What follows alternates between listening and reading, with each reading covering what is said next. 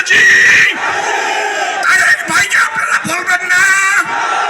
দুলু ভাইকে বলবেন না? আমরা আওয়াজ তুলবো, আমাদের আওয়াজ ওই 12,000 কিলো দূরে যেন যায়, আমার তারেক ভাই যেন শুনতে পারে। দুলু ভাই লালমনিরহাটে আছে, উনি যেন শুনতে পারে যে কালীগঞ্জের মানুষের দাবি আমরা এমপি প্রার্থী হতে চাই। কথা ঠিক? কথা ঠিক থাকবে? জীবন বাজি রেখে কাজ করবেন। গত 17-18 বছর যেভাবে আন্দোলন করেছেন এইভাবে আন্দোলন করতে পারবেন? সবাই আমরা রেডি থাকবো, কারণ আন্দোলনের বিকল্প কোনো কিছু নাই। আমরা আন্দোলন শিখেছি, আমরা রাজপথে ছিলাম, আমরা জানি কিভাবে আন্দোলন করতে হয়। ঠিক আছে, আপনারা সবাই ভালো থাকবেন। আপনাদের ঋণ আমি জাহাঙ্গীর শোধ করতে পারবো না।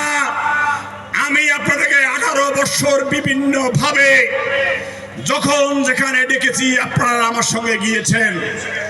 আপনাদেরকে নিয়ে দেশের এই প্রান্ত থেকে ওই প্রান্তর গিয়েছি, আন্দোলন করেছি।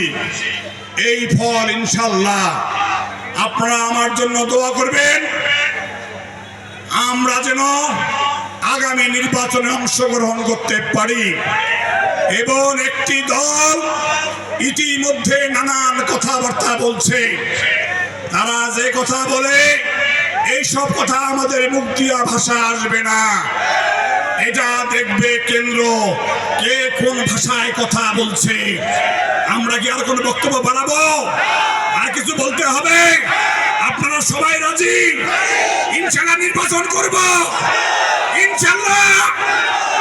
আমি আর বক্তব্য বাড়াবো না, সবাই ভালো থাকবেন, সুস্থ থাকবেন, এই আশাবাদ ব্যক্ত করে আমি আমার বক্তব্য শেষ করছি। খোদা হাফেজ।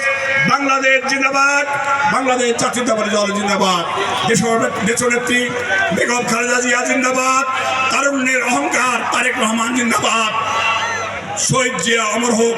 ধন্যবাদ সবাইকে। আসসালামু আলাইকুম।